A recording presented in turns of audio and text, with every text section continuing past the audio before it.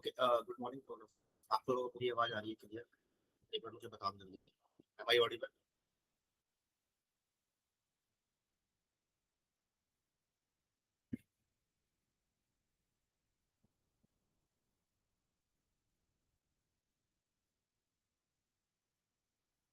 हाँ जी, बताओ जल्दी से। Am I audible? मेरी आवाज आ रही है क्लियर? जल्दी बता दो।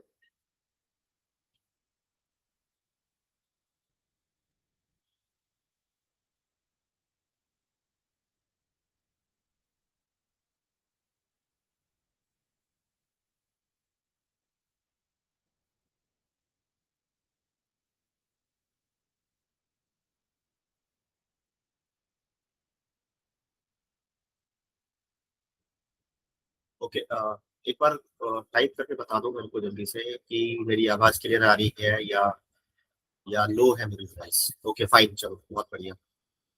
ठीक है, तो स्टार्ट करते हैं आज का लेक्चर, है ना? तो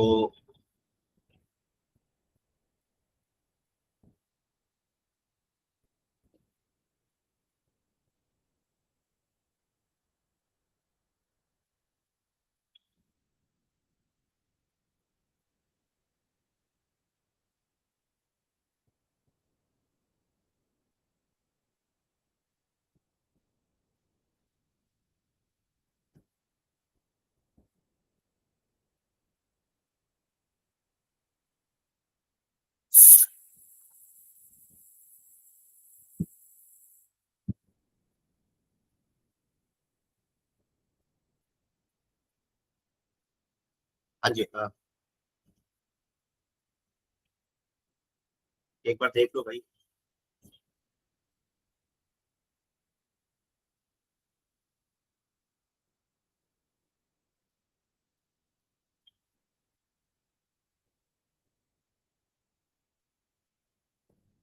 ठीक है, तो स्टार्ट करें।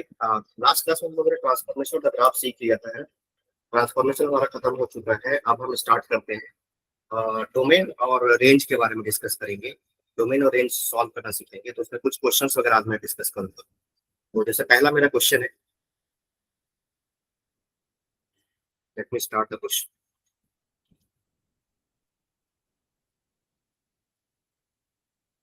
ओके, मैंने क्वेश्चन पूछा कि सॉल्व। ठीक है, सॉल्व करना है मेरे को। क्या क्या करना है? Solve cot inverse x whole square, okay, minus 4 cot inverse x plus 3 greater than और इक्वल टू 0। ठीक है, तो आप लोग 2 मिनट का टाइम लो और मुझे सॉल्व करके इसका आंसर बताओ। इस क्वेश्चन को सॉल्व करना है। क्वेश्चन है cot inverse x whole square, okay fine, and -4 cot inverse x plus 3 greater than और इक्वल टू 0। ठीक है, इस इनइक्वालिटी को सॉल्व करना है। आई होप क्वेश्चन समझ में आ गया होगा आप लोगों को। ठीक है, तो एक बार खुद से जल्दी से फटाफट से आप लोग ट्राई करो कि आंसर क्या आता है, और मुझे आंसर बताओ जल्दी से।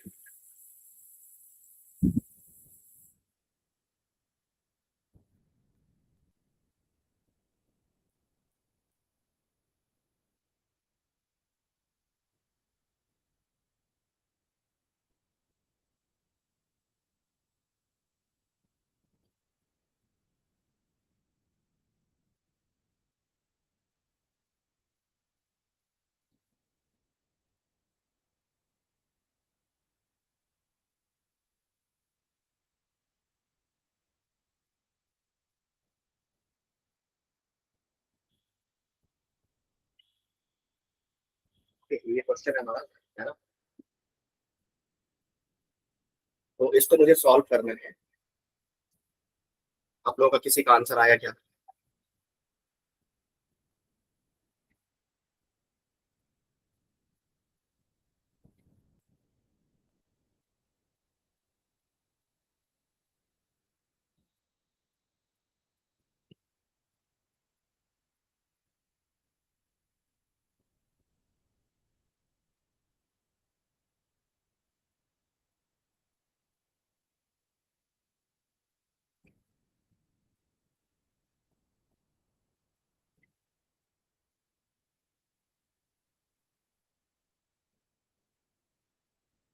ठीक है, सॉल्व करें क्या?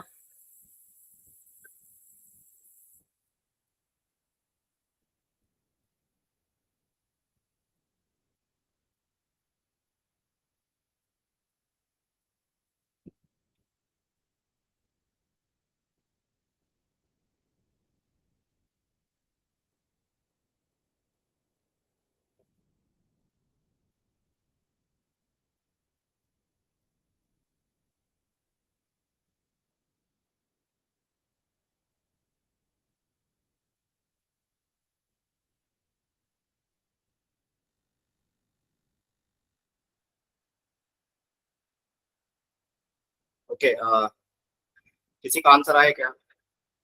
अगर किसी का आंसर आ गया तो बता दो। Okay, 1 minute. Okay fine.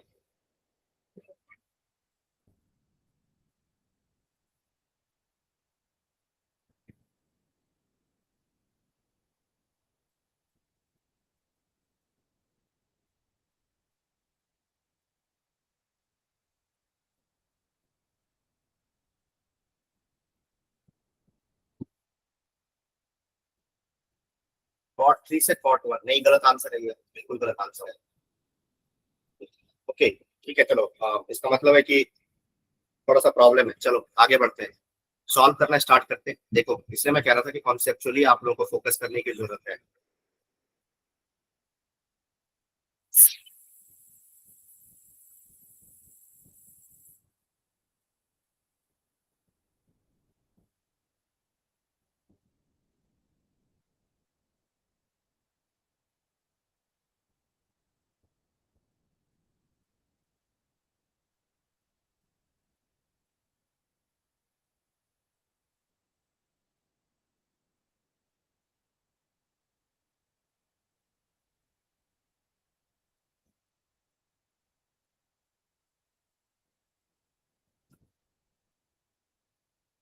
हाँ जी, चलो सॉल्व करते हैं इस क्वेश्चन को। देखो बेसिकली कॉट इनवर्स एक्स का स्क्वायर है -4 कॉट इनवर्स एक्स, है ना। तो सबसे पहले तो मैंने क्या किया, इसको फैक्टराइज कर लिया। तो ये हमारा क्वेश्चन हो गया कॉट इनवर्स एक्स, ठीक है। -1 और फैक्टराइज हो जाएगा, आराम से फैक्टराइज हो जाएगा। कॉट इनवर्स एक्स, है ना, -3 ग्रेटर देन और इक्वल टू 0। ठीक है, ये बात सही है। तो कॉट इनवर्स एक्स -1 और cot inverse x -3 greater than और इक्वल टू 0, तो अपने आप करके देखो, ये मल्टीप्लाई हो जाएगा। फैक्टराइज आई होप सभी को आता ही होगा, तो इसे बताने की कोई बात तो है नहीं। ठीक है, अब देखो हुआ क्या। जैसे मान लो अगर मैं तुमसे ये बोलूं कि सपोज करो कि कहीं पर ऐसे लिखा है, सपोज करो कि t-1, है ना, इंटू t-3 ग्रेटर देन और इक्वल्स टू 0।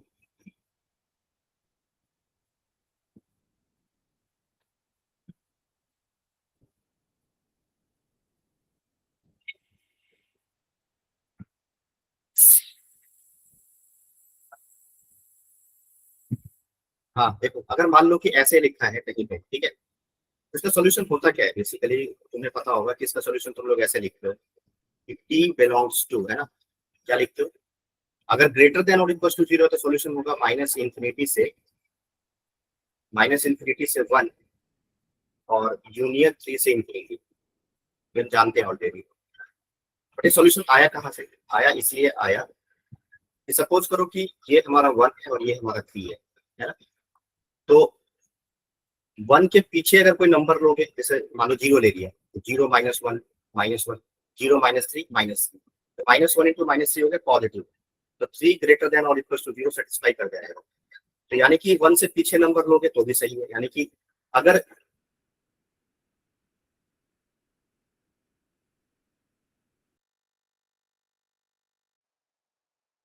लिया और किसी बच्चे ने टी का वैल्यू 3 से ग्रेटर लिया, तो दोनों ही केस में ये हमारा इनिक्वालिटी सेटिस्फाई कर जाएगा।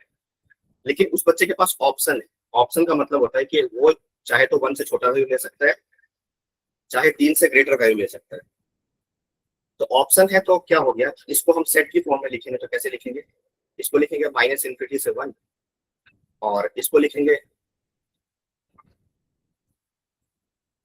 सिस्टम।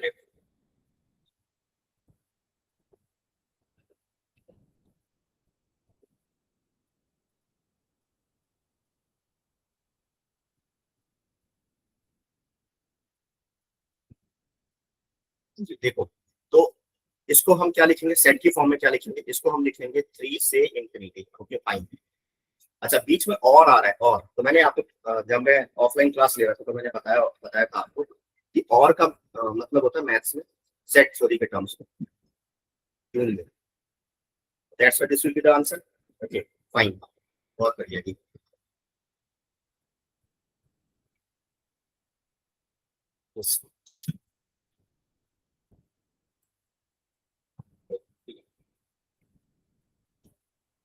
Yes. यस 5, बहुत बढ़िया।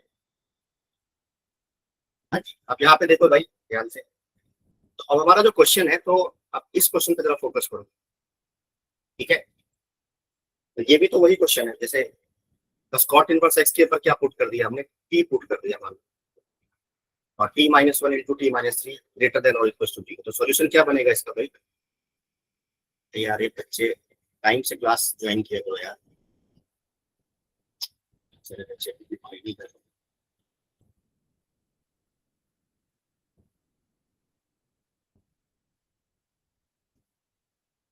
हाँ देखो, तो सॉल्यूशन क्या बनेगा, देखो सॉल्यूशन ये बनना चाहिए हमारे हिसाब से कि कॉट इनवर्स एक्स जो है वो लेस देन और इक्वल्स टू वन, या फिर कॉट इनवर्स एक्स जो है वो क्या होना चाहिए, ग्रेटर देन और इक्वल्स टू थ्री। ठीक है भाई, देखो भाई, तो डाउट तो नहीं किसी बच्चे को, ठीक है।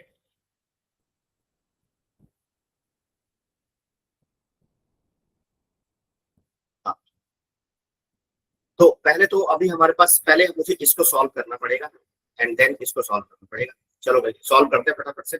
सॉल्व कैसे करोगे, तो ये भी मैंने पढ़ाया था क्लास में, जब मैंने बताया था कि जब भी इनइक्वलिटी सॉल्व करना हो मेरे को, तो मैं क्या करूंगा, इसको मैं एक फंक्शन मानूंगा एफ ऑफ एक्स मानूंगा, इसको एक फंक्शन मानूंगा जी ऑफ एक्स मानूंगा। अल्टीमेटली घुमा फिरा के मेरे को ये इनइक्वलिटी सॉल्व करना है, f of x less than और इक्वल टू जीरो, ठीक है। तो पहले मैंने एक ही स्केल पे क्या किया, एक ही स्केल पे ग्राफ बना दिया, ठीक है। कैसे ग्राफ बनाया, कॉट इनवर्स एक्स ग्राफ, ठीक है। तो ये रहा आपका, ठीक है। Caught in, I hope graph आप लोगों को याद होगा, कॉट इनवर्स एक्स ग्राफ बनता है हमारा ऐसा, ठीक है, ऐसा ग्राफ बनता है, ठीक है। ओके, ये वाला जो लाइन होता है ये होता है पाई लाइन होता है, यहाँ पे कट करता है ये पाई बाई टू होता है, ठीक है। ओके, बहुत बढ़िया। और तो कॉट इनवर्स एक्स ग्राफ तो बन गया, मतलब y बराबर कॉट इनवर्स एक्स ग्राफ बन गया। अब y बराबर वन का ग्राफ बना है, तो y बराबर वन। अब देखो भाई, पाई बाई टू का जो ग्राफ है हमारा, पाई बाई टू का वैल्यू कितना होगा, 1.57, तो इससे तो नीचे ही आएगा ना हमारा ग्राफ। तो y बराबर वन लाइन जो होगा वो ये लाइन होना चाहिए, ठीक है। तो this is the line y is equal to one, okay. so y बराबर वन ने कहाँ पे कट किया इस कर्व को, कॉट इनवर्स एक्स को, तो वो कैसे पता चलेगा, तो दोनों को इक्वेट कर दो, कॉट इनवर्स एक्स बराबर वन हो गया, तो एक्स का वैल्यू क्या हो जाएगा, कॉट वन, ठीक है। तो यानी कि ये जो पॉइंट आया, ये आ गया हमारा कॉट वन, ठीक है। अब मुझे सॉल्व किसको करना है कि कॉट एक्स जो है वो वन से छोटा होना चाहिए, मतलब वन वन से छोटा होना चाहिए। तो वन से छोटा कब होगा, जब ग्राफ कॉट इनवर्स एक्स का ग्राफ y बराबर वन के ग्राफ से नीचे आएगा, है ना। तो नीचे कहाँ पे आ रहा है, कितने इंटरवल पे आ रहा है, वही देखो यहाँ पे आ रहा है कितने इंटरवल, ध्यान से देखो। ये वाला जो पोर्शन है इसमें कॉट इनवर्स एक्स नीचे चला गया, इस वाले पॉइंट से पहले पहले, इस वाले पॉइंट से पहले पहले कॉट इनवर्स एक्स डोमिनेट कर रहा था, ऊपर था और ये नीचे था ग्राफ। तो इसीलिए इसका सॉल्यूशन क्या होगा, इस वाले का सॉल्यूशन हो जाएगा हमारा, क्या हो जाएगा, कॉट वन से इंफिनिटी, ठीक है। इतने इंटरवल में, मतलब ये कॉट इनवर्स एक्स जो है वो वन से छोटा है, ठीक है, बहुत बढ़िया। अब इसी लाइन पर देखो, अब मुझे इसको भी सॉल्व करने था, इसको भी सॉल्व कर, cot inverse x greater than और इक्वल टू थ्री को सॉल्व। तो यहाँ पर तुम ध्यान से देखो, तो कॉट इनवर्स एक्स तीन का मतलब क्या होता है, जैसे पाई का वैल्यू होता है 3.14 है ना, पाई का वैल्यू होता है 3.14, तो 3.14 से थोड़ा सा नीचे आएगा,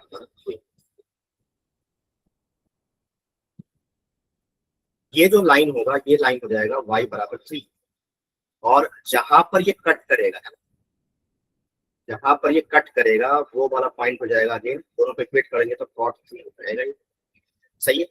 अब मुझे देखना है कि कॉट इनवर्स एक्स का ग्राफ कितने इंटरवल में ऊपर ऊपर, तो कितने इंटरवल में ऊपर है, यहाँ से यहाँ, ये पूरा इंटरवल ये, तो यानी कि ये पूरा इंटरवल यहाँ से लेकर के यहाँ, तो माइनस इंफिनिटी से लेकर के कॉट 3 तक जो है वो हमारा क्या होगा, ग्राफ कॉट इनवर्स एक्स का ग्राफ ऊपर ऊपर है और सी का ग्राफ नीचे है। तो नीचे, तो यही हमारा आंसर हो गया। ठीक है, अब इन दोनों के बीच में क्या हुआ है, एक सेट हमारा ये है और एक सेट हमारा ये है। इन दोनों के बीच में क्या चलता हुआ आ रहा है, और का मतलब क्या होता है, यूनिट। तो फाइनल जो आंसर होगा वो हमारा ये हो जाएगा कॉट 1, यहाँ पे क्लोज है, कॉट 1 से इसी का करेक्ट आंसर। ठीक है, समझ में आया क्या, एनी डाउट किसी बच्चे को कोई डाउट करो। ठीक है, सॉल्व कैसे करना है समझ में आया, जल्दी बताओ। तो ये प्रॉपर हमने इसको सॉल्व किया है। ठीक है, देखो देख लो क्या आंसर है। ओके फाइन, चलो जी आगे बढ़ते हैं, समझ में आ गया। ठीक है, तो नेक्स्ट। ठीक है, तो ये क्वेश्चन थोड़ा ध्यान से करेंगे, इस टाइप के क्वेश्चन में गलती होने के चांसेस बहुत ज्यादा होते हैं। ठीक है, तो अब ये सब इनिक्विटी वगैरह सॉल्व करने आ गया। अब जैसे मान लो मेरे को सॉल्व करना है tan x ग्रेटर देन और इक्वल्स टू √3। ठीक है, मान लो इसको सॉल्व करें तो इसका सोल्यूशन क्या होगा, आप लोग जल्दी से बताओ फटाफट से सारे।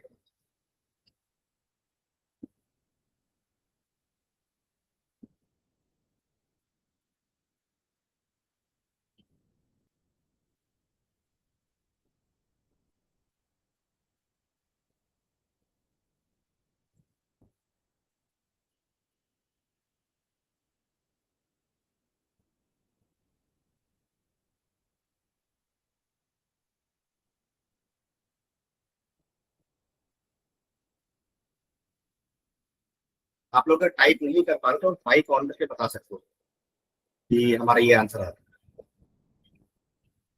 कि पाई बाई टाइप करना थोड़ा टाइम कंज्यूमिंग है, तो जल्दी से मुझे माइक ऑन करके बता सकते हो।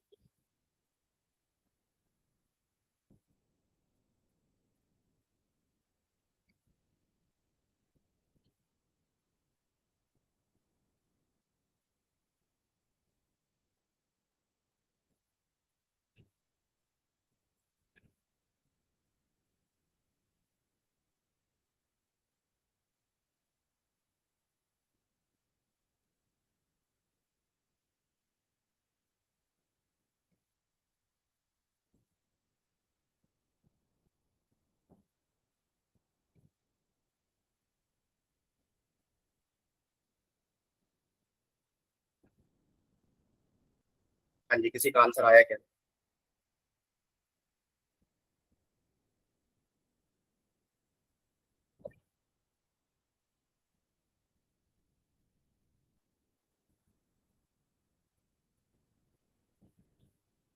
ठीक है, देखो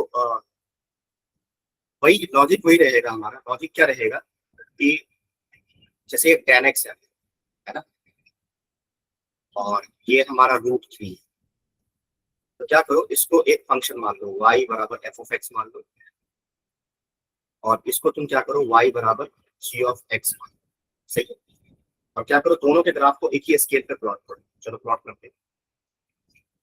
तो ये हो गया हमारा y और ये हो गया हमारा x। ठीक है, तो tan का ग्राफ ऐसे हो गया, ग्राफ वगैरह मतलब मैं ये मान के चलता हूँ कि आप लोग। ठीक है, तो this is the graph of tan। ऐसे ही यहाँ से ऐसे। ठीक है, ऐसे ही चलता रहेगा। ये ठीक है, ये हो गया 0, ये हो गया π/2 पाई। तो ऐसे ये हो जाएगा -π/2 है ना, ये हो जाएगा πn सो। ठीक है, तो tan अगर आप बना लिया, अब क्या करो तुम फटाफट से क्या करो कि y बराबर √3 का ग्राफ बनाओ, है ना। कि एक फंक्शन है y बराबर tan x और एक फंक्शन है y बराबर √3। तो y बराबर √3 का ग्राफ ऐसा दिखाई देगा, तो स्ट्रेट लाइन आएगा ऐसे। ठीक है, so this is the graph of y is equal to √3, है ना। अब तुम क्या करो कि मान लो इसने यहाँ पे कट किया, क्योंकि फर्स्ट क्वाड्रेंट में देखना बहुत आसान होता है। तो कट कहाँ पे करेगा, ये करेगा tan x इक्वल्स टू 3 करें तो tan का वैल्यू रूट 3 के बराबर कब होता है जहाँ पे 60 डिग्री होता है, तो ये हो गया तुम्हारा पाई बाई 3। यहाँ पे कट कर दे तो पाई बाई 3। ओके, अब देखो मेरा क्वेश्चन ये है कि tan x का जो ग्राफ है कितने इंटरवल में रूट 3 के लाइन से ऊपर ऊपर। तो भाई देखो एक तो यहाँ पे तुमको दिख रहा होगा tan x का ग्राफ रूट के ग्राफ से ऊपर कहाँ कहाँ पर है, यहाँ भी है, ये इंटरवल भी आ रहा है, ये इंटरवल भी आ रहा है, ऐसे ये इंटरवल भी आ रहा है, ऐसे करके इनफाइनाइट इंटरवल्स बन जाएंगे, है ना। तो इनफाइनाइट इंटरवल को लिखना तो मतलब पॉसिबल नहीं है, मतलब ऐसे तो लिखते नहीं जाएंगे कि एक एक इंटरवल यहाँ से उठाया फिर अगला इंटरवल आगे उठाया फिर आगे उठाया, तो पॉसिबल नहीं है। तो इसका हम तरीका क्या निकालते हैं कि कभी भी अगर देखो एक्चुअल में ये इनफाइनाइट इंटरवल आ क्यों रहा है, आ इसलिए रहा है क्योंकि यहाँ पर जो हमारे पास जो फंक्शन इन्वॉल्व है वो एक पीरियोडिक फंक्शन है। तो पीरियोडिक फंक्शन अगर कहीं पर भी इन्वॉल्व होगा इनइक्वलिटी में तो वहां पर इनफाइनाइट इंटरवल बनेगा, है ना, क्योंकि तुम देख रहे हो यहाँ पे इनफाइनाइट इंटरवल बन रहा है। तो क्या करो कि एक जो इन्वॉल्व पीरियोडिक फंक्शन है उसका फंडामेंटल पीरियड निकालो। इसका फंडामेंटल पीरियड होता है पाई, ये आपको पता होगा, tan x का फंडामेंटल पीरियड होता है पाई। अब क्या करो कि कोई भी एक पाई लेंथ का इंटरवल अपने मन से सेलेक्ट करो कहीं जहां भी तुम्हारा मन करे। तो मान लीजिए सबसे बढ़िया ये हमारा इंटरवल 0 से लेकर के पाई तक, ये वाला इंटरवल हमने सेलेक्ट कर यहाँ से लेकर के, ठीक है। Okay. अब क्या करो कि वैसे तो तुम्हारा मन करे तो तुम -π/2 से π/2 तक भी जा सकते हो, उससे कोई फर्क नहीं पड़ेगा, सारा का सारा लेंथ इक्वल रहना चाहिए। पाई लेंथ का इंटरवल सेलेक्ट कर लिया, उसके बाद क्या करना है कि उस सेलेक्टेड इंटरवल में देखो कि उस सेलेक्टेड इंटरवल के कितने हिस्से में हमारा tan x का ग्राफ ऊपर ऊपर है। तो सेलेक्टेड इंटरवल के इतने हिस्से में देखो भाई कहाँ से कहाँ तक, π/3 से लेकर के π/3 से लेकर के π/2 तक हमारा tan x का ग्राफ ऊपर है। बाकी उसके बाद जैसे ही π/2 से हम आगे बढ़े तो फिर ये ग्राफ नीचे आ गया, अगर π/3 के पीछे जाओगे तो भी ये ग्राफ नीचे की तरफ है। तो इसीलिए उतने 0 से पाई लेंथ के इंटरवल में हमने क्या किया, हमें जो आंसर मिला that is called particular solution. PS मतलब पार्टिकुलर सॉल्यूशन। पार्टिकुलर सॉल्यूशन क्या होगा, π/3 से लेकर के π/3 पे क्लोज इंटरवल लगाएंगे, क्यों लगाएंगे, क्योंकि यहाँ पे इक्विलिटी होल्ड होता है, और π/2 पे ऊपर इंटरवल लगाओगे, सही। ओके, ये तो हमारा हो गया पार्टिकुलर सॉल्यूशन। उसके बाद करना क्या है, उसके बाद हमें सारे इंटरवल को आंसर में लिखना है। तो उसके लिए हमारा जो आंसर होता है that is called general solution. तो जनरल सॉल्यूशन में तुम क्या करोगे कि जो हमारा ये इसका इंटरवल है, मतलब सॉरी फंडामेंटल पीरियड है हमारा, जो हमारा फंडामेंटल पीरियड है उसका इंटीग्रल मल्टीपल ले लो। तो इसका इंटीग्रल मल्टीपल क्या हो जाएगा, n पाई, सही है। समझ में आ रहा है क्या, अगर मान लो साइन होता है यहाँ पे साइन एक्स होता है तो साइन का होता फंडामेंटल पीरियड होता है 2 पाई, तो उस केस में हम क्या लिखते हैं 2n पाई लिखते हैं, क्योंकि 2 पाई का जो इंटीग्रल मल्टीपल होगा वो 2n पाई हो जाएगा। तो वैसे ही जो भी फंडामेंटल पीरियड है उसका इंटीग्रल मल्टीपल ले लो और उसको जो हमारा पार्टिकुलर सॉल्यूशन आया है उसमें ऐड करते चले जाओ, n पाई प्लस π/3 और n पाई प्लस π/3, ठीक है। ये और बुक्स वगैरह में ऐसे लिखा होता है, ऐसे ऐसे बना देते हैं और यहाँ नीचे लिख देते हैं n बिलोंग्स टू ∞, ये सिंबल है, ठीक है। तो यही हमारी, ठीक है। तो इससे अब जब तुम लिस्ट आउट करना स्टार्ट करोगे, जैसे n का वैल्यू 1 लोगे, n का वैल्यू -1 लोगे, 2 लोगे, तो ये सारा का सारा इंटरवल अपने आप ही कवर होगा, ठीक है। तो ये हमारा प्रोसीजर रहेगा। कहीं पर भी अगर पीरियोडिक फंक्शन इन्वॉल्व हो जाए इनइक्वालिटी केस में तो वहां पर सॉल्व करने का तरीका हमारा क्या रहेगा, ये तय करेंगे, ठीक है। आई होप समझ में आ गया। एनी डाउट किसी को, कोई डाउट तो नहीं, ठीक है। हमने कैसे कैसे किया एक बार आप मुझे बता सकते हो, कोई प्रॉब्लम तो नहीं किसी को। पहले हम क्या करेंगे, यस ठीक है, चलो चलो आगे बढ़ो, समझ में आ रहा है बच्चों को, ठीक है। तो अगला कॉन्सेप्ट है, चलो अब हम आते हैं, अब इनइक्वालिटी वगैरह तो हो चुका है, अब डोमेन और रेंज की बात भी आज ही करेंगे। पहले हम डोमेन डिस्कस कर लेते हैं, डोमेन के क्वेश्चंस भी करेंगे अभी, ठीक है। डोमेन का क्वेश्चन क्या है,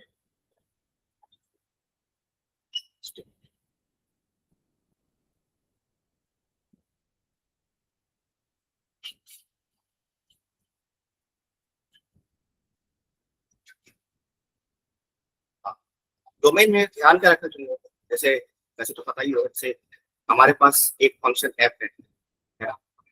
एक फंक्शन एफ है प्लस माइनस दूसरा फंक्शन, या एफ इंटू जी है ना, एफ इंटू जी है, या एफ अपॉन जी है। कोई भी केस अगर हो जाए, करना क्या है तुम लोगों को कि पहले डोमेन निकालो फंक्शन का एफ का, फिर डोमेन निकालो जी का, और दोनों का क्या ले लो इंटरसेक्शन। सारे केस में यही चलेंगे, यहाँ भी एफ का निकालो जी का निकालो, दोनों का इंटरसेक्शन ले लो। ऐसे यहाँ पर भी एफ का निकालो, दोनों डिफाइन होना चाहिए, जी का निकालो और दोनों का क्या ले लो इंटरसेक्शन। ठीक है, ये तो पहला केस हो गया। अगर मान लो कंपोजिट फंक्शन है f of g of x, f of g of h of x ऐसे मान लेते, तो इसके लिए हम डोमेन कैसे फाइंड आउट करेंगे, डोमेन फाइंड आउट करेंगे ऐसे कि आउटसाइड टू इनसाइड जाएंगे। मतलब मेरे कहने का मतलब है कि पहले बाहर वाले फंक्शन को देखेंगे, बाहर वाले फंक्शन को दिक्कत नहीं है तो अंदर आ जाएंगे, फिर अगर अंदर अंदर वाले फंक्शन को भी दिक्कत नहीं तो और अंदर आ जाएंगे, और ऐसे करके चलते जाएंगे। जैसे फॉर एग्जाम्पल, जैसे मान लो कि मेरे पास ऐसे लिखा है sine of tan inverse of ln x, इसका डोमेन फाइंड आउट करो। ठीक है, तो कैसे फाइंड आउट करेंगे? ओके, देखो भाई, यहां से हम आउटसाइड टू इनसाइड जाएंगे। ठीक है, तो क्या होगा कि पहले मुझे कौन मिला, साइन। तो मैंने क्वेश्चन पूछा कि साइन को कहीं पे दिक्कत होती है, एक्स की किसी वैल्यू पे, नहीं दिक्कत होती, बिल्कुल नहीं होती। तो अब अंदर आ गए, अंदर कौन मिला, tan इनवर्स। अब tan इनवर्स एक्स का ग्राफ भी ऐसे ही होता है, ऐसे ऐसे ग्राफ बनता है उसका। ये वाला जो लाइन होता है वो होता है पाई बाई, जो टच नहीं करेगा उसको, और ये वाला लाइन पर माइनस पाई होता है। ठीक है, ग्राफ अगर अच्छे से याद होना चाहिए। तो इसको भी एक्स पे कहीं पे दिक्कत नहीं होती, अगर इसको भी दिक्कत नहीं होती तो फिर हम और अंदर आ गए। तो अंदर में कौन मिला, एल एन। तो मैंने क्वेश्चन पूछा कि क्या एल एन को दिक्कत होती है क्या, तो आंसर मिलेगा यस। क्योंकि एल एन क्या करेगा, एल एन के लिए एक्स कैसा होना चाहिए, तो डोमेन कैसा होना चाहिए, पॉजिटिव होना चाहिए। डोमेन की मैंने तुम लोगों को बता रखा है कि domain is the projection of x axis. तो ग्राफ वगैरह याद है तो डोमेन तो अपने आप ही पता चल जाता है। तो इसका डोमेन क्या हो जाएगा, जीरो से इनफिनिटी। ठीक है, तो यहाँ पर एल एन ने डिसाइड कर लिया जीरो से इनफिनिटी, तो इस पूरे इंटायर फंक्शन का जो डोमेन होगा वो क्या हो जाएगा, जीरो से। तो अगर हमें कंपोजिट फंक्शन का डोमेन अगर निकालना है तो हमारा यही प्रोसीजर रहेगा। ठीक है, ओके, तो जैसे मान लिया, ठीक है आगे बढ़ते हैं। अब हम कुछ क्वेश्चंस करते हैं।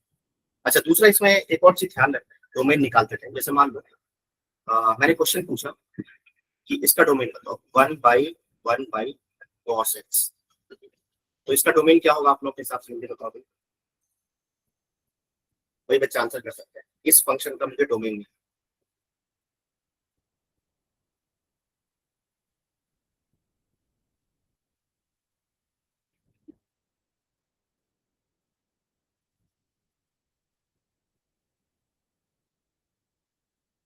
हाँ जी बताओ जल्दी से। ओके, आर, यस। देखो भाई, यही मैं आपसे कह रहा था कि जैसे यहाँ पे बच्चे बहुत गलती करते हैं, सब जगहों पे आके बच्चे बहुत गलती करते हैं।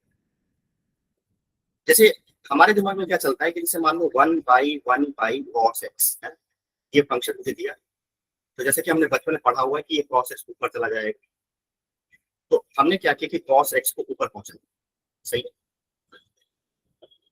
और cos x हमारा ऊपर पहुंच गया तो क्या होगा कि अब हम क्या बोलेंगे कि इस फंक्शन तो cos x हमेशा डिफाइन होता है, cos x में कोई दिक्कत होती नहीं, तो इसका डोमेन हो जाएगा r।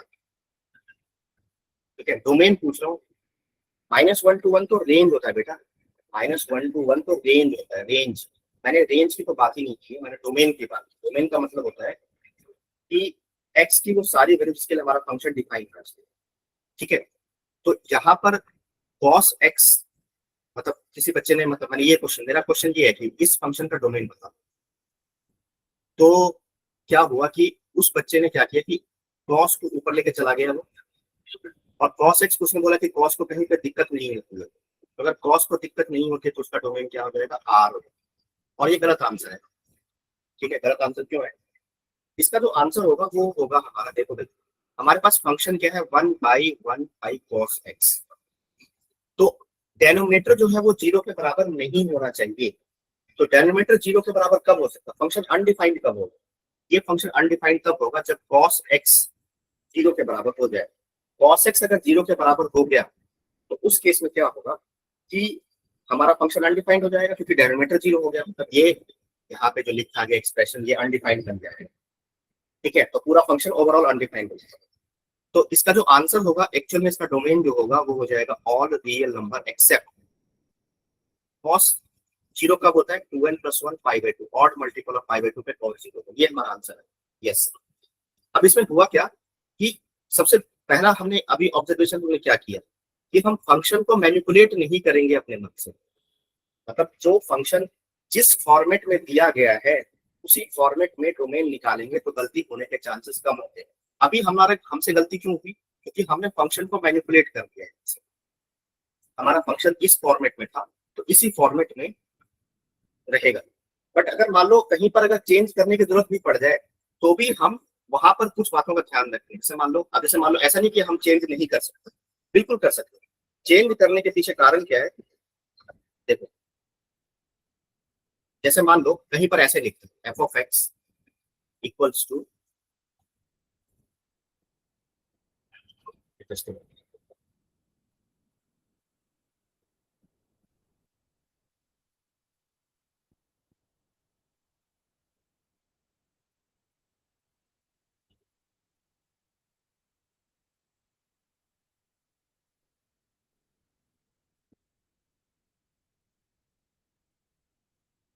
एक फंक्शन मुझे दिया x² - 9 अपॉन x - 3। ठीक है, अब मैंने पूछा इसका डोमेन क्या होगा, तो या तो तुम डायरेक्टली आंसर कर सकते हो। अगर मान लो मैंने इस फंक्शन को अगर मॉडिफाई कर भी दिया, देखो मान लो किसी बच्चे ने मॉडिफाई किया तो x² - 9 अपॉन, ये मेरा ओरिजिनल फंक्शन था, इसको मैंने फैक्टराइज कर दिया x - 3 x3 and whole divide by x - 3, तो ये कैंसिल कर दिया। बट कैंसिल करते टाइम हम ध्यान क्या रखेंगे यहाँ पर कि x का वैल्यू जो है वो 3 के बराबर नहीं होना चाहिए, ये बात हम ध्यान रखें। तो यानी कि अगर मेरे से कोई पूछेगा कि मतलब मैं चाहे तो डायरेक्टली इसी फॉर्मेट में आंसर करता हूँ फंक्शन, लेकिन अगर मान लो मैंने ये लिख दिया f(x) = x + 3, मतलब फंक्शन को ऐसे कन्वर्ट कर दिया, मैनिपुलेट किया, तो यहाँ पर साथ में मुझे कंडीशन ऐड करना पड़ेगा x ≠ = 3। तो इसका मतलब कि इस फंक्शन का डोमेन अभी भी वही है, ऑल रियल नंबर एक्सेप्ट 3। तो मतलब ओरिजिनल फॉर्मेट हमारा चेंज नहीं होना चाहिए, मतलब उस पर कोई फर्क नहीं पड़ना चाहिए। जैसे यहाँ पर अगर हमने कॉस को ऊपर लेके गए तो हम इस बात का ध्यान रखें कि कॉस 0 तो नहीं हो जा रहा किसी कारण से। तो कॉस 0 कब होता है, जब ऑड मल्टीपल ऑफ π/2, तो उन सारे मल्टीपल्स को निकाल दिया। तो ये हमारा करेक्ट आंसर है इस क्वेश्चन। तो इतना दिमाग लगाने के बजाय ज्यादा मतलब हमारे पास यह मेथड कौन सा है कि जिस फॉर्मेट में हमारा क्वेश्चन दिया हुआ है, जिस फॉर्मेट में हमारा क्वेश्चन दिया हुआ है उसी फॉर्मेट में निकालने की कोशिश करेंगे। जैसे मान लो एक और एग्जांपल लेते हैं, जैसे फॉर एग्जांपल कुछ बच्चों की टेंडेंसी होती है। जैसे मान लो मैंने एक क्वेश्चन लिया कि f(x) = x - 1 और 2 - x। ठीक है, मान लो इस फंक्शन का मुझे क्या निकालना है, डोमेन निकालना है। एक तो ये क्वेश्चन पूछा बच्चों से, और दूसरा हमने पूछा कि इसका डोमेन निकालो।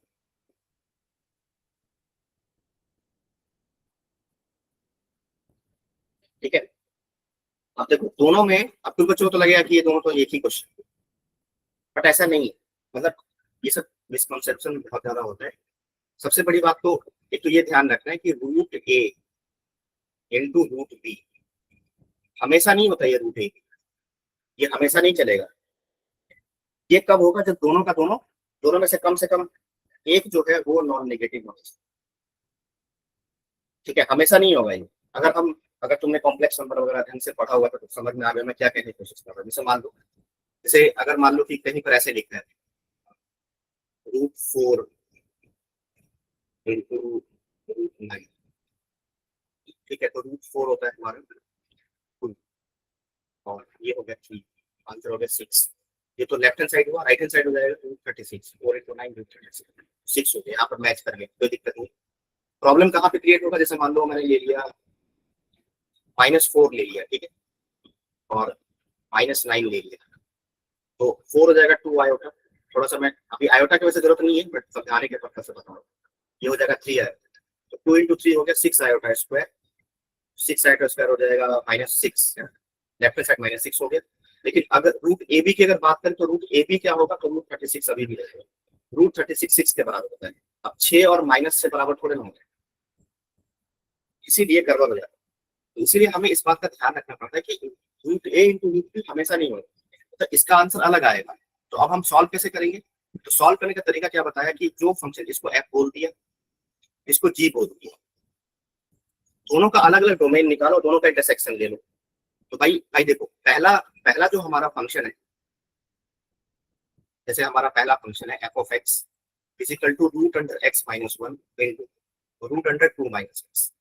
तो पहले वाले फंक्शन का डोमेन निकाला तो कितना हो जाएगा, डोमेन निकालने के लिए स्क्वायर रूट के अंदर की क्वांटिटी क्या होना चाहिए, नॉन नेगेटिव होनी चाहिए। तो x minus one greater than और इक्वल टू जीरो, तो यहाँ से सॉल्व किया तो एक्स ग्रेटर देन और इक्वल टू वन आ गया। इसको अगर सेट की फॉर्म में लिखना चाहोगे तो ऐसे लिख सकते हो, वन से इंफिनिटी। सही है, कोई दिक्कत तो नहीं किसी बच्चे को? ठीक है, बहुत बढ़िया। अगर मान लो मैं दूसरे फंक्शन की बात करूँ तो दूसरा फंक्शन है two minus x greater than, इसको भी पॉजिटिव बनाए, तो इसको हम क्या लिखेंगे, एक्स लेस देन और इक्वल टू। इसको सेट की फॉर्म में लिखा तो x belongs to minus infinity से टू। अब इन दोनों का क्या लिया, इंटरसेक्शन लिया, तो इंटरसेक्शन भी लेना आता है। तो अब ये सब तो काम कर ही सकते हो, वन से इंफिनिटी और दूसरा सेट है माइनस इंफिनिटी से टू। ठीक है, तो कॉमन पार्ट इतना आया, that's why answer will B one से टू। ठीक है, तो यही हमारा इस पूरे इंटायर फंक्शन का जो डोमेन आया वो हमारा कितना हो जाएगा, वन से टू। ठीक है, करेक्ट है। अब दूसरे फंक्शन की अगर बात करें f of x is equal to root under x minus one into two minus x. ठीक है, अब देखो ऐसा नहीं है कि अगर मान लो आंसर सेम आ गया तो हम ये नहीं बोलेंगे कि ये देखो आंसर तो सेम आ गया, आंसर सेम आ भी सकता है और नहीं भी आ सकता है, मेरे कहने का मतलब ये। बट हम ये कोशिश ये करेंगे कि हमसे गलती ना हो, इसीलिए हम ये सब गलतियां ना करेंगे जो हमने अभी ये किया कि इसको और इसको एक ही फंक्शन मान लिया। ऐसा नहीं है, दोनों अलग अलग फंक्शन है। ठीक है, अब ये अलग बात है कि आंसर सेम आ जाए, वो अलग बात है, वो तो हमारी किस्मत है। किसी केस में ऐसा होगा कि आंसर सेम आ जाए, किसी केस में मतलब ऐसा होगा कि आंसर मैच ही ना करे, है ना। तो इसलिए गलती से बचने के लिए हमें इस बात का ध्यान रखना है कि डोमेन निकालते टाइम जिस फॉर्मेट में हमारा फंक्शन दिया हुआ है उसी फॉर्मेट में आंसर निकालेंगे। ठीक है ना, चलो भाई। अब इस फंक्शन में क्या, देखो भाई इस फंक्शन का क्या करते हैं। इस फंक्शन में क्या हुआ कि x minus one into two minus x, this must be greater than और इक्वल टू जीरो। सही है, ओके। अब हमने क्या किया कि माइनस से मल्टीप्लाई कर दो, मतलब जैसे भी तुम लोग सॉल्व करते हो इनिक्वालिटी, तो ये हो जाएगा x minus one into x minus two less than equal to. तो यहाँ से x बिलोंग्स टू वन से टू, तो इसका आंसर भी सेम आ गया ना। तो अब कोई बच्चा बोलेगा देखो सर ये तो बात तो बिल्कुल ठीक है, तो इस केस में ऐसा हो गया, किसी केस में ऐसा नहीं होगा। जैसे ये तो मैंने जानबूझ के एग्जाम्पल लिया कि समझाने के लिए कि आंसर मैच करने का मतलब ये नहीं होता है कि हम ये बोलने लग जाए कि ये और ये फंक्शन सेम फंक्शन है, ऐसा नहीं। तो ये बात अपने दिमाग से निकाल दो। इसलिए मैंने एग्जाम्पल सोच के ही लिया था कि ताकि कि आपके दिमाग में से चीज निकल जाए कि हाँ नहीं ऐसा, दो फंक्शन का देखो डोमेन तो सेम आ गया, तो इसका मतलब दोनों हम गलती तो होगी नहीं, ऐसा नहीं है। किसी किसी केस में गलती होने के चांसेस बहुत बढ़ जाते हैं। जैसे वो भी केस बता देता हूँ, गलती कब हो सकता है। जैसे मान लो, सपोज करो, ये आपको समझ में आया कैसे करना है। ठीक है,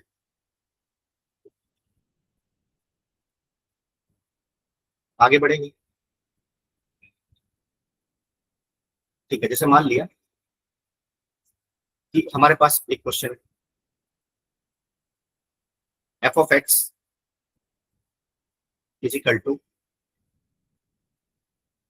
root under x minus one, ठीक है, इंटू एक्स माइनस टू। ठीक है, क्या एक काम करते हैं, इसको थोड़ा चेंज कर देते हैं। जैसे मान लो ये ले लिया साइन एक्स माइनस टू, हाँ ये क्वेश्चन। ठीक है, और ये तो पहला क्वेश्चन हुआ, और दूसरा क्वेश्चन मैंने ये ले लिया कि f of x is equal to root under x minus one और साइन एक्स माइनस टू। हाँ अब ठीक है, yes। अब देखो इसमें क्या होगा, तो पहले एक एक करके सॉल्व करते हैं। अच्छा, आप लोग आंसर बता सकते हो क्या, दोनों का क्या आंसर होगा? पहले वाले का क्या आंसर होगा, दूसरे का क्या आंसर होगा? आप लोग बस बताना चाहेगा, सोचो, दिमाग लगाओ। देखो, आप लोगों से बहुत सारे बच्चे ऐसे हैं जो कोचिंग जाते हैं, है ना, कोचिंग जा रहे हैं। और बहुत सारे बच्चे तो ऐसे हैं जो क्लास अटेंड ही नहीं कर रहे, उनको लग रहा है कि ये सब तो क्लास ऐसे ही चल रहा है। और आपने देखा कि 2 क्लासों में कितना कुछ सीखा है। और एक छोटी छोटी बातें हैं ना, जो बहुत काम की बातें, बहुत काम की बातें। और इसी में बच्चा फंसता है सबसे ज्यादा। तो इससे कोई फर्क नहीं पड़ता कि तुम कहाँ कोचिंग ले रहे हो, पीटीजी में ले रहे हो कि नारायणा में ले रहे हो कि आकाश में ले रहे हो। तो माइन्यूट डिटेल्स होते हैं ना, वो इतना टाइम नहीं होता कि टीचर के पास कि वो तुमको एक्सप्लेन कर सके। बट ये माइन्यूट डिटेल्स ही हमारे कंपटीशन को निकालने में सबसे ज्यादा इम्पैक्टफुल चीज होती है। ठीक है, तो खैर आंसर बताओ, क्या होगा आंसर, पहले का आंसर?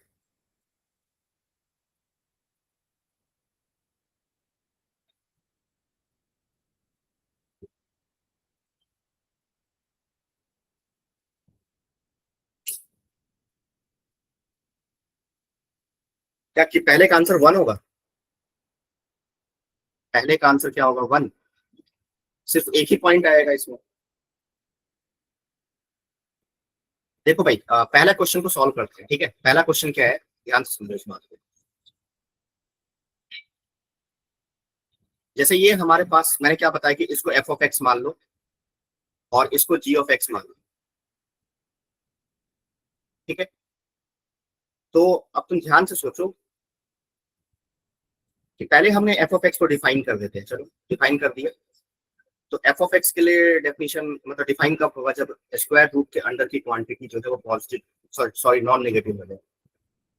तो x -1 ग्रेटर देन और इक्वल टू 0 हो गया। तो यहाँ से सॉल्यूशन आ गया x बिलोंग्स टू इंफिनिटी, 1 से इंफिनिटी।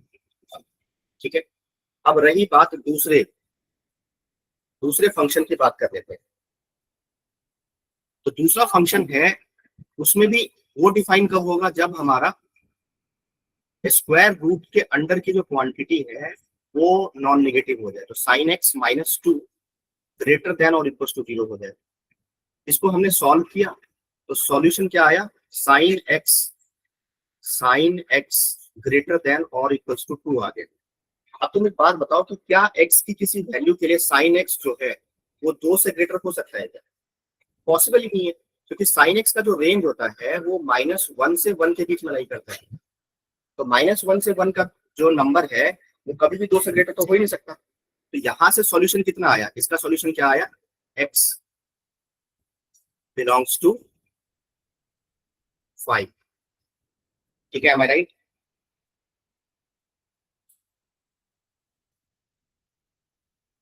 हाँ जी, बोलो। यहाँ तक सभी बच्चों को क्लियर है क्या? ठीक है, बहुत बढ़िया जी। ओके, अब देखो, जो मैंने तुमको डेफिनेशन बताया हुआ है, डेफिनेशन तुमको ये बताया है कि डोमेन अगर मुझे पूरे फंक्शन का निकालना है तो हम क्या करते हैं कि इन दोनों का इंटरसेक्शन ले लेते हैं। तो चलो भाई, इसका और इसका इंटरसेक्शन लिया, तो x belongs to 5 null set के साथ किसी सेट का इंटरसेक्शन लोगे तो क्या होगा आंसर भाई, नली सेट तो होगा। तो x बिलोंग्स टू क्या हो गया, 5। अब कोई बच्चा बोलेगा कि सर 1 ले सकते हैं क्या, क्योंकि 1 इंक्लूड है। तो 1 पे 0 हो जाएगा, तो ये 0 हो गया। और ये क्वांटिटी मतलब something something quantity into 0 will be 0। तो फंक्शन तो डिफाइन हो गया, फिर तो उसके इसमें कुछ ना कुछ वैल्यू जनरेट हो गया। तो ऐसा नहीं है, हम ये बात सही है कि 0 इंटू समथिंग विल बी 0, लेकिन वो समथिंग क्या होना चाहिए, 0 इंटू, ये बात बहुत इंपॉर्टेंट है, 0 इंटू एनीथिंग डिफाइंड। ये भी बहुत जरूरी बात है, एनीथिंग डिफाइंड विल बी 0। अगर कोई क्वांटिटी डिफाइंड है तो 0 से मल्टीप्लाई करोगे तो ही उसका आंसर 0 होगा, अदरवाइज 0 नहीं होगा। जैसे मान लो आपको ऐसे बच्चा बोलेगा कि 0 इंटू, सर 0 इंटू 5/0, क्या ये 0 के बराबर होगा क्या? तो मैं बोलूंगा बिल्कुल गलत है। ये क्यों गलत है? क्यों गलत है? इसलिए गलत है क्योंकि ये क्वांटिटी क्या है, अनडिफाइंड क्वांटिटी है। This quantity is undefined. सही है, आ रहे समझ में? तो ऐसा नहीं करेंगे कि इसमें हमने 0 इंटू 5/0 किसी ने पूछा तो हमने सीधा 0 बोल दिया। तो यहाँ भी वही चीज हो रहा है ना, यहाँ भी ये क्वांटिटी तो डिफाइंड है, लेकिन ये क्वांटिटी के बारे में क्या ख्याल है? ये तो अनडिफाइंड क्वांटिटी है, ये तो डिफाइन हो ही नहीं सकता, है ना। मतलब ये डिफाइन तभी हो पाएगा जब साइन एक्स का वैल्यू ग्रेटर देन और इक्वल टू 2 हो जाए, जो कि पॉसिबल ही नहीं है, नॉट पॉसिबल। ठीक है, तो इसलिए इसलिए 1 नहीं आंसर होगा, क्या होगा आंसर? 5 हो जाएगा। एम आई राइट? किसी को कुछ डाउट है, कुछ पूछना तो पूछ सकता है, किसी को कुछ डाउट है तो बता दो भाई।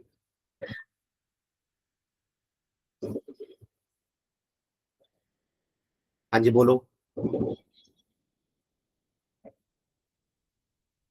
अगर किसी को कुछ पूछना है तो पूछ सकता है वो, या आगे बढ़े। ओके फाइन, चलो जी। अब अगले क्वेश्चन पे आ जाओ। अब ये क्वेश्चन तो 5 आ गया आंसर, है ना। अब यहीं पर देखो, दूसरा क्वेश्चन देखो। दूसरा क्वेश्चन था हमारा ये, f of x is equal to x-1 into sine x -2, है ना। ओके, मुझे इस फंक्शन को क्या करना है? इसका डोमेन निकालना है। तो हमारे पास जो स्क्वायर रूट के अंडर की क्वांटिटी है वो कैसा होना चाहिए? नॉन नेगेटिव होना चाहिए। ये बात हम जानते हैं, नॉन नेगेटिव होगा तभी डिफाइन होगा। अब देखो, नॉन नेगेटिव होने का मतलब क्या है? अब तुम ध्यान से सोचो। साइन एक्स जो है वो हमेशा वेरी करता है -1 से 1 के बीच में, ये हम जानते हैं। एक्स का दुनिया का कोई वैल्यू ले लो, साइन एक्स हमेशा वेरी करेगा -1 से 1 के बीच में। तो -1 से 1 के बीच में अगर कोई नंबर वेरी कर रहा है, उसमें से हमने 2 सब्ट्रैक्ट कर दिया, तो ओवरऑल ये क्वांटिटी हमेशा क्या रहने वाला है? ये क्वांटिटी हमेशा क्या रहेगा? नेगेटिव रहेगा। ठीक है, ये क्वांटिटी क्या रहने वाला है? नेगेटिव। सही है।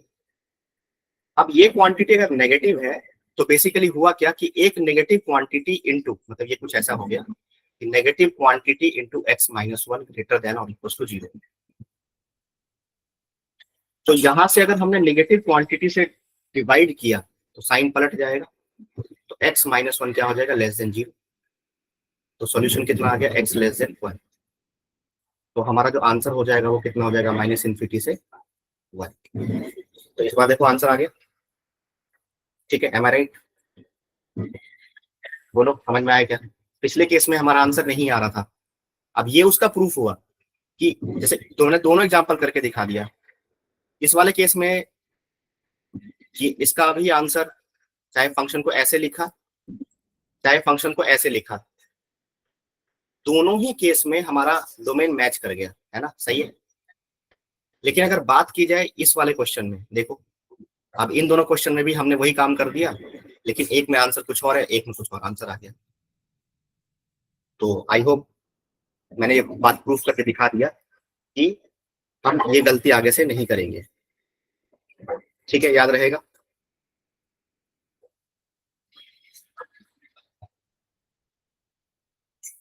हाँ जी, आगे बढ़ सकते हैं। किसी को पूछना तो पूछ सकते हैं।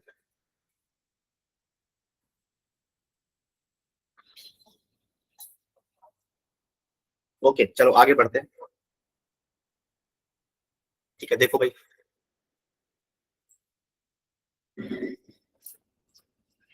जैसे अगला अगला हमारा जो क्वेश्चन है वो ये क्वेश्चन है,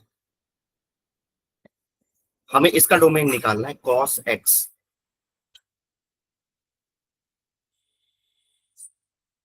प्लस √x-1 इंटू 2 - x। ठीक है, इसका आंसर निकालो आप तो जल्दी से, फटाफट से।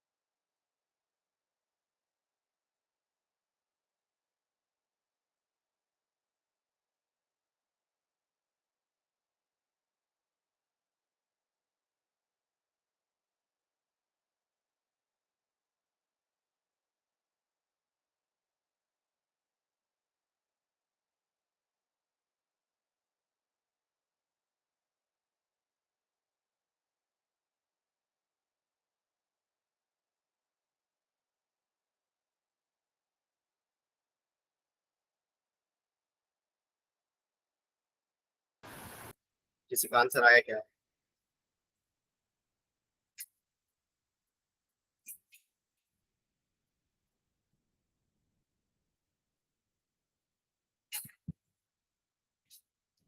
ठीक है, देखो इसको कैसे सॉल्व करोगे? जैसे मान लिया कि पहले इस फंक्शन को डिफाइन करते हैं, ठीक है। ये जो हमारा फंक्शन है, ये स्क्वायर के अंदर की क्वांटिटी है, तो स्क्वायर रूट के अंदर की क्वांटिटी कैसा होना चाहिए? Non negative. तो cos x must be greater than और इक्वल टू 0 होना चाहिए। ठीक है, अब देखो, अब ये तो बेसिकली जो अभी हमने कुछ देर पहले सीखा है कि solving inequality involving periodic function, क्योंकि cos x पीरियोडिक फंक्शन है, तो यहाँ मुझे पहले से पता है कि इनफाइनाइट इंटरवल्स आंसर आने वाले हैं। ठीक है, अब देखो, तो मैंने ग्राफ बनाया, ऐसा कुछ ग्राफ बनेगा। This is the graph of y x, जो हो गया हमारा cos। ठीक है, cos का ग्राफ ऐसे बनता है। ठीक है, ये वाला जो लाइन होता है ये होता है y बराबर 1, ये लाइन है y बराबर -1। ठीक है, यस, तो y बराबर 1 +1, ओके, y बराबर -1। ठीक है, ओके। अब देखो ध्यान से देखो कि cos x पॉजिटिव होना चाहिए, तो पहले तो ये देखो कि cos का पीरियड कितना होता है, फंडामेंटल पीरियड, तो वो होता है 2 पाई। cos का फंडामेंटल पीरियड होगा 2 पाई। ठीक है, अब हमने क्या किया, 0 से लेकर के 2 पाई, ये होता है 0, ये होता है पाई/2, ये होता है पाई, ये होता है 3 पाई/2 एंड ये होता है 2। तो हमने क्या किया, इतने लेंथ का इंटरवल ले लिया, इसमें देखा कि कहाँ कहाँ पे cos ऊपर है। तो देखो cos तो ऊपर यहाँ भी है, मतलब एक इंटरवल यहाँ भी दिख रहा है मेरे को, यहाँ भी है, फिर यहाँ भी है ना, ये पूरा इंटरवल, फिर आगे भी ऐसे चलता रहेगा। ठीक है, ऐसे करके इनफाइनाइट इंटरवल्स बन जाएंगे, ऐसे बहुत दिक्कत हो जाएगी। तो हमने क्या किया कि पहले मतलब एक्चुअल में डोमेन का मतलब क्या होता है? डोमेन का मतलब होता है कि जो भी इन्वॉल्व फंक्शन है, मतलब ये फंक्शन इन्वॉल्व है यहाँ पे, फिर ये भी फंक्शन इन्वॉल्व है, ये दोनों फंक्शन डिफाइन होने चाहिए। ठीक है, अब डिफाइन कैसे होगा? अब तो हमने क्या किया कि इसकी वजह से तो इनफाइनाइट आंसर आ रहे हैं, पहले सोचा कि इसको देखते हैं इसके बारे में क्या किया, इसके इसमें क्या होता है। तो पहले हमने इसको डिफाइन किया, इसको डिफाइन करने के लिए हमने क्या किया कि x-1 into 2 - x must be non negative, तो ये क्वांटिटी नॉन नेगेटिव होना चाहिए। तो नॉन नेगेटिव होने के लिए हमने सॉल्व किया, तो ये हो गया x-1 into x-2 less than 0। Solution हो गया हमारा x बिलोंग्स टू 1 से लेकर के 2 तक। सही। अब देखो तुम ऐसे सोचो कि अगर मैं 1 और 2 के इंटरवल से बाहर निकल गया, मतलब जैसे 3 पे पहुंच गया, तो 3 पे तो इसको तो कोई दिक्कत नहीं होगी, क्योंकि ये तो आगे भी डिफाइन हो रहा है, ये तो इनफाइनाइट इंटरवल में डिफाइन हो रहा है। लेकिन फिर ये फंक्शन अनडिफाइंड है, और अनडिफाइंड प्लस डिफाइंड अनडिफाइंड ही रहता है। जैसे मान लो 5/0 + 6 क्या होगा आंसर? अनडिफाइंड रहेगा वो क्वांटिटी, ओवरऑल क्वांटिटी अनडिफाइंड रहेगी। तो इसीलिए हमने सोचा कि रेदर देन इस पूरे को सॉल्व करने के बजाय हमने इस पे फोकस किया कि ये कहाँ कहाँ पे डिफाइन हो, 1 से 2, तो 1 से 2 में डिफाइन हो रहा है, तो चलो हमने 1 को प्लॉट किया। तो देखो भाई, ये हो गया हमारा 1। हाँ ठीक है, एक बच्चे का आंसर आ गया है। तो ये जो है इसका वैल्यू होता है π/2। ठीक है, अब तुम ध्यान से सोचो कि 1 वाला पॉइंट यहाँ पे होगा, ये हो गया 1, क्योंकि π/2 होता है 1.57, तो 1.57 से पहले आएगा हमारा 1, तो 1 हो गया। और 2 हमारा होगा 1.57 का थोड़ा सा आगे, यहाँ पे थोड़ा सा डायग्राम पे देख लो, यहाँ पे कहीं पे 2 लाई कर रहा हो।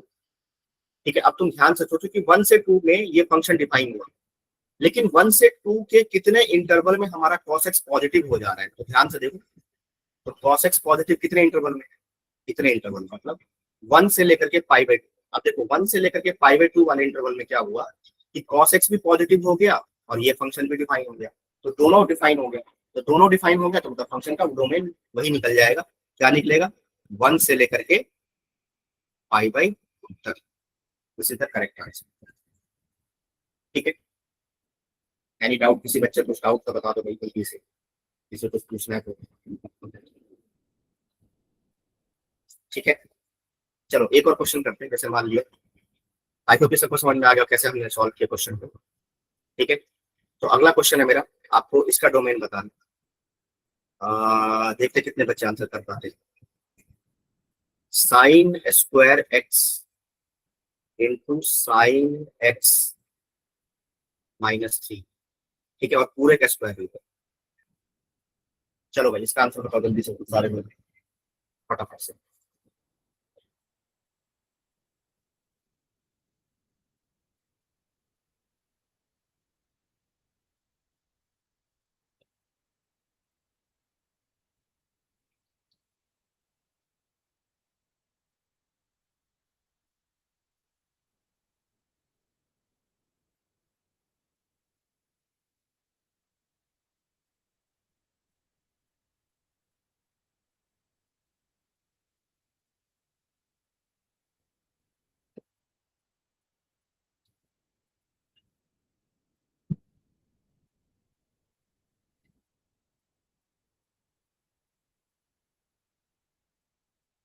हाँ जी, किसी का आंसर आया क्या?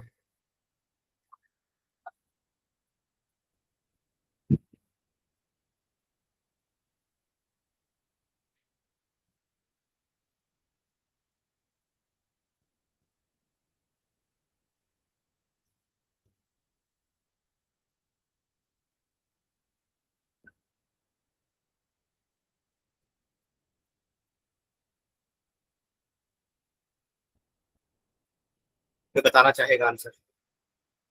आप लोग क्लास में पार्टिसिपेट किया करो, ठीक है, तभी कुछ समझ में आएगा।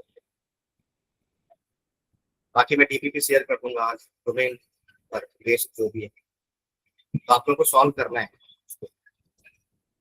क्योंकि फंक्शन ही ढंग से नहीं आ पा रहा तो फिर आगे कैलकुलस कैसे करोगे? लिमिट्स, कॉन्टिन्यूटी, डिफरेंशिएबिलिटी, ये सारी चीजें में दिक्कत होती रहेगी आपको।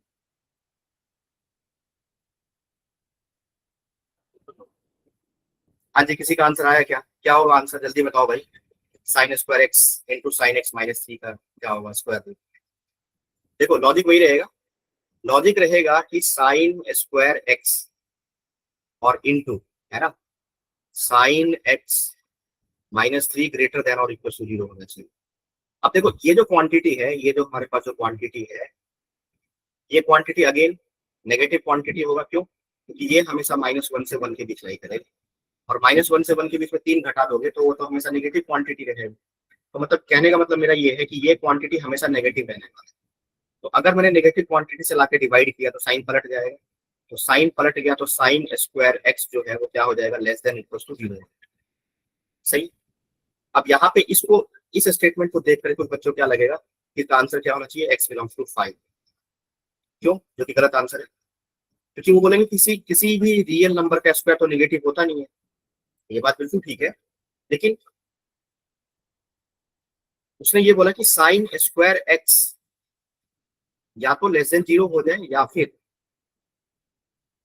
साइन स्क्वायर एक्स जो है वो जीरो के बराबर हो जाए।